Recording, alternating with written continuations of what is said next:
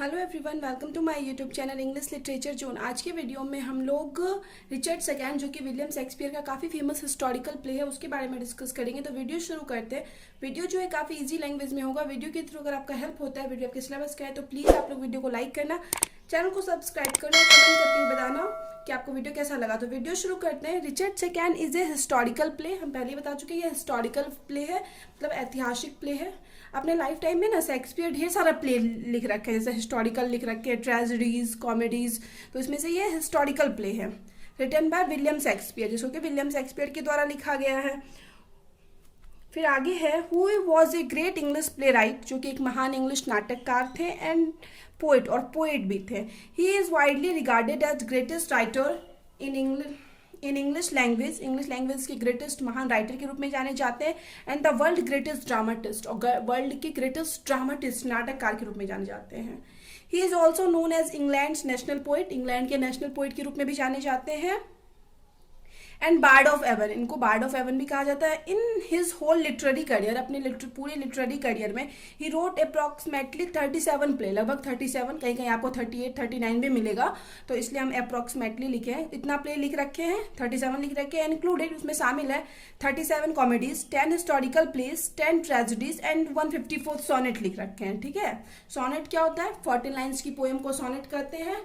तो उसमें total 154 sonnet लिख रखे हैं। हम एक सोनेट सॉल्व करवा रखे हैं, poor soul the centre of my sinful heart, वो हम सॉल्व करवा रखे हैं। अगर हम शेक्सपियर की प्ले की बात करें तो शेक्सपियर का कौन कौन सा प्ले हम करवा चुके हैं? पहले तो शॉर्ट नोट्स ऑन शेक्सपियर करवा चुके हैं, जो 3-4 नोट्स का है, मतलब शेक्सपियर के बारे में कौन सा मेन पॉइंट है वो सब लिखवा चुके हैं नोट्स के रूप में।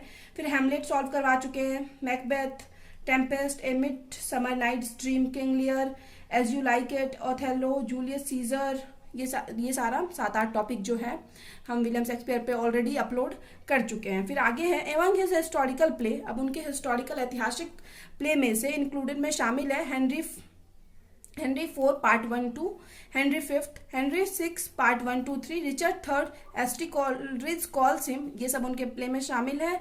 फिर S T. Coleridge calls him, S T. Coleridge उनको कहते हैं अवर रियल माइंडेड शेक्सपियर, ये एस.टी. कॉलरिज उनके लिए लाइन यूज करते हैं। फिर आगे है present play Richard second have been written around 1595, लगभग 1519 के आसपास इसको लिखा गया था रिचर्ड सेकेंड को, एंड पब्लिश्ड इन 1597 में इसको पब्लिश करवाया गया। Full title of this novel is, इस नॉवेल का जो फुल टाइटल है वो है the life and the death of King Richard and king Richard the second, ये पूरा टाइटल है इस नॉवेल का। It is based on the life of King Richard second, king Richard के सेकेंड की लाइफ पे पूरी तरह से ये बेस्ड है, ऑफ इंग्लैंड के, एंड क्रॉनिकल्स हिज डाउनफॉल, और कहीं ना कहीं उनकी डाउनफॉल यानी कैसे उनका अंत हुआ, पतन, मतलब कैसे उनका पतन हुआ उनकी शासनकाल का, इस चीज का वर्णन करता है ये जो रिचर्ड सेकेंड प्ले है। He was king of England, जो रिचर्ड सेकेंड है वो इंग्लैंड के किंग थे फ्रॉम 1377 टू 1399, 1377 से लेके 1399 तक थे। After that death of Edward third की मृत्यु के बाद हिज ग्रैंडसन, उनके पोते Richard second became the king of England, ये रिचर्ड सेकेंड मतलब किंग बने इंग्लैंड का। यहाँ से हम लोग का प्ले शुरू है। The play begins with A dispute between, play जो यहाँ हम लोग का मेनली शुरू होता है एक डिस्प्यूट, मतलब ये राजा बने हुए हैं रिचर्ड सेकेंड, और उसके बाद एक डिस्प्यूट दिखाया जाता है, एक मतलब झगड़ा, एक तरह से वाद विवाद मतलब दिखाया जाता है थोड़ा, बिटवीन हेनरी और थॉमस मॉब्रे। हेनरी एक कैरेक्टर है और थॉमस मॉब्रे, दोनों के बीच दिखाया जाता है कि थोड़ा कुछ बहस हो रहा है, कुछ लड़ाई हो रहा है। Henry was the cousin of King Richard, Henry जो है कजन है, चचेरा भाई है किंग रिचर्ड का। बोथ हेनरी और Mowbray accuses each other of treason, दोनों एक दूसरे पे, हेनरी और मॉब्रे जो लड़ाई कर रहे हैं वो दोनों एक दूसरे पे ट्रीजन यानी राजद्रोह का अक्यूज यानी आरोप लगा रहे हैं। And Henry also accuses Mowbray of conspiring of to murder the king's uncle the Duke of Gloucester. तो ये जो हेनरी क्या कर रहे हैं ना, मतलब ये दोनों एक दूसरे पे राजद्रोह का जो आरोप लगा रहे हैं, और हेनरी साथ ही साथ मॉब्रे पे क्या मतलब आरोप लगा रहा है उसके मर्डर का, किसके, राजा जो है रिचर्ड सेकेंड, उनके जो अंकल थे द ड्यूक ऑफ ग्लॉस्टर, उनके मर्डर का आरोप लगा रहा है हेनरी मॉब्रे पे।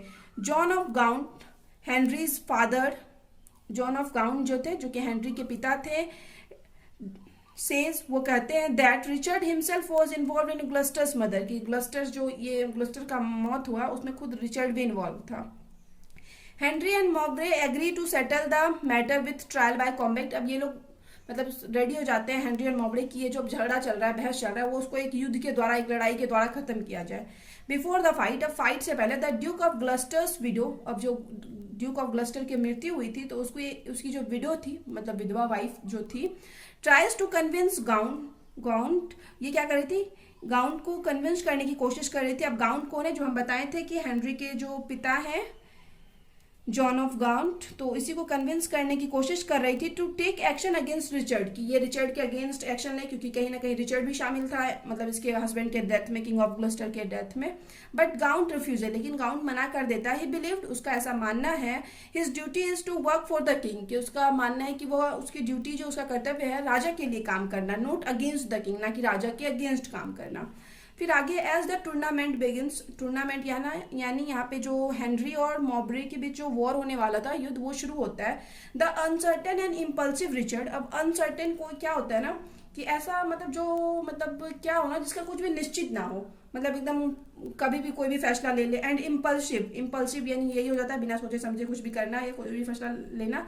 और अनसर्टेन यानी हो जाता है ये आवेग से परिवर्तनशील। तो ये ऐसा जो रिचर्ड है, चूजन टू एक्साइल बोथ, ये क्या कर देता है यहाँ पे रिचर्ड, जो क्योंकि वो राजा डिसाइड कर देता है कि दोनों को एक्साइल यानी क्या देगा, देश, मतलब वहां से निकाल देगा, देश से निकाल देगा, हेनरी एंड मॉब्रे दोनों को निकाल देगा। ही बैनिशेज मॉब्रे फॉर, वो अब बैनिश कर देता है, मतलब वहां से इंग्लैंड से निकाल देता है मॉब्रे को लाइफ टाइम के लिए। And Henry for first 10 years, और हेनरी को पहले तो 10 ईयर के लिए निकालता है, बट देन ओनली 6 ईयर, उसके बाद सिर्फ 6 ईयर कर देता है। क्यों, क्योंकि नो डाउट हेनरी उसका कजन है। आफ्टर इट, और इसके बाद Richard decide he will go to Ireland, उसके बाद रिचर्ड डिसाइड करता है कि वो आयरलैंड जाएगा टू लीड द वॉर को लीड करने के लिए, मतलब वॉर चल रहा था आयरलैंड में, तो उसको मतलब उसका नेतृत्व करने के लिए वो आयरलैंड जाने का तैयारी करता है, इन दोनों को मतलब सजा देने के बाद।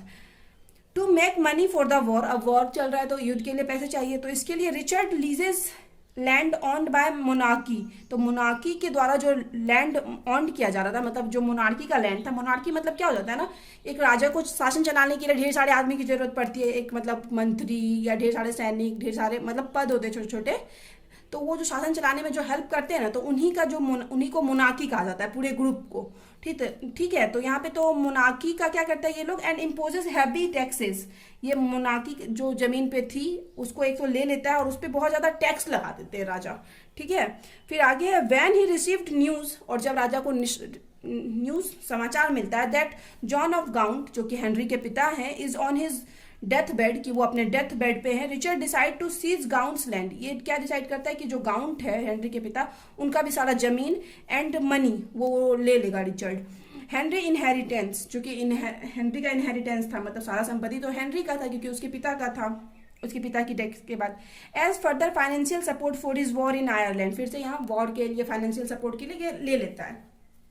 व्हेन रिचर्ड विजिट गाउंट, अब रिचर्ड जब गाउंट के पास आता है ये सब करने के लिए, ही कर्सेस, ही यानी यहाँ पे होता है जो गाउंट है हेनरी के पिता, वो उसको कर्सेस यानी श्राप देते हैं at Richard, and calls him a failure, उसको एक फेलियर बोलते हैं कि मतलब कुछ अच्छा नहीं कर पाया, फेल हो गया है, बिफोर डाई, मरने से पहले। आफ्टर दिस इंसिडेंट, इस इंसिडेंट के बाद हिज नॉबल्स, तो उसके जो भी नॉबल्स थे, मतलब जो भी उनके लिए काम करते थे, पैसे वाले आदमी जो कि एक पूरा मतलब समूह चलाते थे, राजा की हेल्प करते थे, आर डिसमेड यानी क्या होता है, वो लोग इसके थोड़ा अगेंस्ट हो जाते हैं, उसे गुस्सा हो जाते हैं, because of the fear over the security of their on state, क्योंकि इन लोगों को भी डर लगने लगा था कि कहीं अगर इन लोग की मृत्यु हो जाती, जैसे ये जो गाउंड से उसका सारा संपत्ति ले लिया गया, तो इन लोग को भी डर लगा कि हम लोग से भी राजा हम लोग की सारी संपत्ति ले लेंगे, तो ये चीज का डर लगा, तो ये लोग राजा के थोड़े अगेंस्ट हो गए, थोड़ा निराश हो गए। Meanwhile as Richard heads off for Ireland, अब रिचर्ड जो है मतलब आयरलैंड में थे, मतलब उधर लड़ाई कर रहे थे, युद्ध की देखरेख कर रहे थे।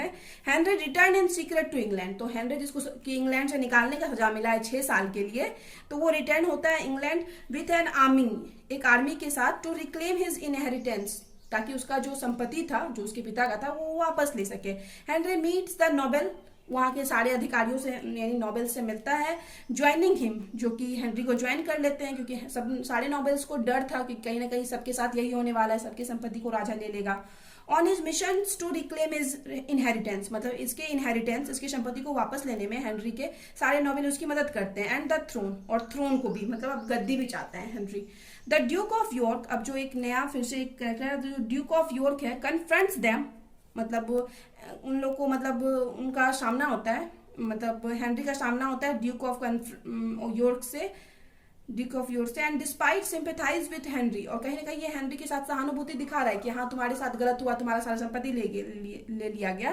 Tries to uphold Richard ruling, लेकिन ये फिर भी कोशिश करता है कि जो राजा है वो उसका ही साथ देता है, मतलब ये जो द ड्यूक ऑफ यॉर्क है वो किसका साथ देता है, रिचर्ड का साथ देता है, और चाहता है कि उसी की मतलब राजगद्दी बनी रहे, वही चलता रहे।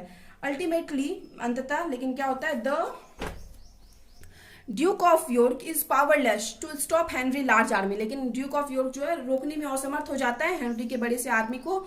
As Henry continues gathering power, अब यहाँ पे हेनरी कंटिन्यू है पावर, मतलब गैदर कर रहा है, जमा कर रहा है, इकट्ठा कर रहा है। इट बिकम्स क्लियर, इससे यह क्लियर होता है दैट रिचर्ड हैज ऑल, कि रिचर्ड के पास सब कुछ, Richard has all but lost before even returning to England, कि रिचर्ड के पास जो भी कुछ है वो मतलब इंग्लैंड से वापस आएगा तब तक वो खो चुका होगा। वैन रिचर्ड डज रिटर्न, जब रिचर्ड अब वापस आया है, he is still believe that since he is the ruler, कि उसको अभी भी यकीन है कि वह रूलर है, शासक है, God will protect him against Henry usurpation, तो गॉड क्या करेगा, इसको यकीन है कि ये जो हेनरी जो मतलब जो भी फैला रखा है चारों तरफ, उसके खिलाफ भगवान इसकी मदद करेगा, ऐसा रिचर्ड सेकेंड को लगता है। But when he learned that, लेकिन जब उसको पता चलता है कि हिज सपोर्टर्स, कि उसके जो भी सपोर्टर्स थे, सहयोगी थे, हैव डिस्पर्स्ड, वो क्या हो चुके हैं, तितर बितर हो चुके हैं, मतलब उसका साथ अब नहीं दे रहे हैं। डिस्पर्स्ड, बीन एग्जीक्यूटेड और ज्वाइन हेनरी, कि वो लोग क्या कर चुके हैं, उसको छोड़ के हेनरी को ज्वाइन कर सके हैं, ठीक है, कर रहे लिए हैं सारे सपोर्टर्स रिचर्ड सेकेंड के। Richard realises that his throne is truly in jeopardy, इसको लगता है कि अब पक्का इसका जो थ्रोन है, राजगद्दी है, वो खतरे में है। He then decided to break up his army, तो वो कोशिश करता है, अब ये रिचर्ड क्या कोशिश करता है कि हेनरी की आर्मी को तोड़ने की कोशिश करता है। There he is confronted by Henry, वहां पे वो मतलब हेनरी से मिलता है रिचर्ड, एंड हिज फॉलोअर्स, और उनके फॉलोअर से मिलता है। एंड विदाउट मैनी ऑप्शन, बिना बहुत ज्यादा ऑप्शन के, रिचर्ड कॉन्स्टेंस ये क्या करता है, मतलब सहमति से, to return Henry inheritance, Henry के इनहेरिटेंस को रिटर्न कर देता है। लिफ्ट हिज एग्जाइल, उसका एग्जाइल यानी उसको जो सजा मिला था वो भी खत्म कर देता है, हटा देता है। And return with him to England, और उसके साथ return him with to London, और उसके साथ लंदन आ जाता है।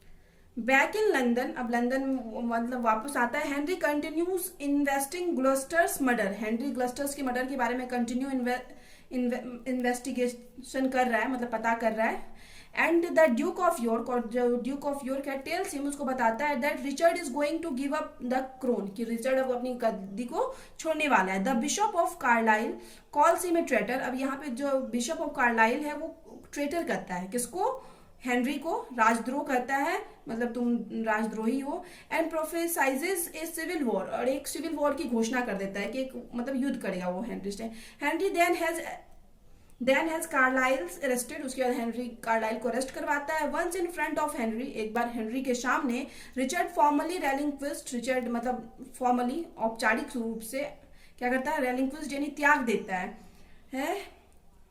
फॉर्मली यानी अकॉर्डिंग टू रूल जो होता है ना, वो अपना त्याग देता है, हिज थ्रोन, अपनी गद्दी को, एंड क्राउन मतलब सारा कुछ, क्योंकि वो नो डाउट हेनरी से कम पावरफुल हो गया था रिचर्ड, सारा सपोर्टर्स मिल गया था रिचर्ड का हेनरी में, तो यहाँ पे ये खुद से त्याग देता है सब कुछ, अपना थ्रोन और राजगद्दी, एंड सेज, और कहता है, काफी फेमस लाइन है ये, with mine on tears I wash अबे माई बाल, मतलब वो जो भी वो गलत काम किया वो मतलब अपने टीयर से वो धोना चाह रहा है। With mine on hands I give way my crown, और वो अपने हाथ से इस वजह से क्या कर रहा था, क्राउन दे रहा है, तो यही चीज है, ये लाइन काफी इंपॉर्टेंट है। Now Henry becomes king Henry fourth, अब हेनरी जो है किंग हेनरी फोर्थ बन गया। Richard is taken off to a tower, अब रिचर्ड जो कि नो डाउट्स अब उसको एक टावर यानी जेल ले जाया जाता है। And a plot against Henry is revealed to Aumerle and the son of the Duke of York, तो ड्यूक ऑफ यॉर्क जो हेनरी को सपोर्ट कर रहा है उसका जो सन है ड्यूक ऑफ यॉर्क का, एम्यूरले, तो ये है ना अगेंस्ट एक प्लॉट बनाता है हेनरी के, रिचर्ड के साथ मिलके हेनरी के अगेंस्ट प्लॉट बनाता है। Later the Duke of York, बाद में duke of York is sympathetic towards Richard, Richard को टुवर्ड्स रिचर्ड को लेके सहानुभूति दिखाता है, but he continues to support Henry. लेकिन वो मतलब नो डाउट जो राजा था जिसके पास पावर था उसी को सपोर्ट करता है, हेनरी को सपोर्ट करता है। और जब रिचर्ड के पास पावर था तो ये उस टाइम भी यही करता है कि रिचर्ड को सपोर्ट करता है, हेनरी से उस टाइम सिंपैथी दिखाता है। तो यहाँ पे अब की बार रिचर्ड से सिंपैथी दिखा रहा है लेकिन हेनरी को सपोर्ट कर रहा है। ही देन लर्न दैट, उसके बाद उसको पता चलता है कि Aumerle is involve with the plot against Henry, कि वो उसको पता चलता है कि उसका जो बेटा है एम्यूरले वो अगेंस्ट मतलब एक योजना जो है हेनरी के अगेंस्ट जो प्लान बनाया जा रहा है उसमें शामिल है। And he decided to tell the new king about his this plot, और वो डिसाइड करता है कि उसका बेटा जो भी रिचर्ड के साथ मिलकर प्लान बना रहा है ना वो इसके बारे में हेनरी को बता देगा। And back for mercy for his son, और अपनी सन के लिए मतलब भीख मांगता है दया की। आफ्टर मच बैगिंग, अब बहुत ज्यादा रिक्वेस्ट करने के बाद हेनरी ग्रांट्स मर्सी टू एम्यूरले यानी उसको अपने बेटे के लिए हेनरी क्या करता है, इसको मर्सी मतलब दया दिखाता है, but orders the other conspirators be captured, लेकिन ऑर्डर दे देता है कि दूसरे जो कॉन्स्पिरेटर्स मतलब जो इसके अगेंस्ट प्लान बना रहे हैं उसको पकड़ा जाए। एज हेनरी एग्जिस्ट, जैसे ही वहां से हेनरी जाता है, एक्सटॉन एंड सर्वेंट एंटर, एक्सटॉन और एक सर्वेंट नौकर एंटर प्रवेश करते हैं। एंड एक्सटॉन रिफ्लेक्ट्स दैट, और यहाँ पे एक्सटॉन दर्शाता है बताता है that Henry wants someone to take care of Richard, कि हेनरी चाहता है कि कोई मतलब रिचर्ड की देखभाल करे। Exton wants to kill the former king Richard second, ये एक्सटन जो है रिचर्ड सेकेंड को मारना चाहता था। एंड एक्सटन देन मर्डर्स रिचर्ड, अब क्योंकि हेनरी बाहर है ये गया और रिचर्ड सेकेंड को मार दिया हेनरी के नाम पे।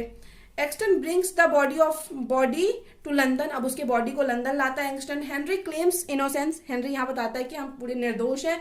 ब्लेमिंग एक्सटन फॉर मिसअंडरस्टैंडिंग, बताता है कि मतलब कुछ ना कुछ मिसअंडरस्टैंडिंग, कोई गड़बड़ हो गया है। हिज इंटेंशन, उसका कोई इंटेंशन नहीं था कि वो रिचर्ड सेकेंड को मारे या मारना नहीं चाहता था। The play ends as, play इस तरह से एंड हो जाती है। किंग हेनरी बैनिशेस एक्सटन जो कि रिचर्ड सेकेंड को मारा है उसको बैनिश फिर से निकाल देता है। Orders a funeral for Richard के फ्यूनरल यानी दाह संस्कार की तैयारी करवाता है। And swears to make reparation for his cousin's death, मतलब कंफर्म करता है, वादा करता है कि वो क्या करेगा अपने कजन्स के डेथ का मतलब जो भी नो डाउट उसके अंदर पछतावा है, गिल्ट है, by going on a pilgrimage to Jerusalem की यात्रा करके, मतलब नो डाउट्स वो क्या है एक तीर्थ यात्रा है, तो वहां की यात्रा करके जो भी उसके अंदर मतलब गलत काम किया है अगर कुछ भी तो उस चीज को मतलब सही करेगा।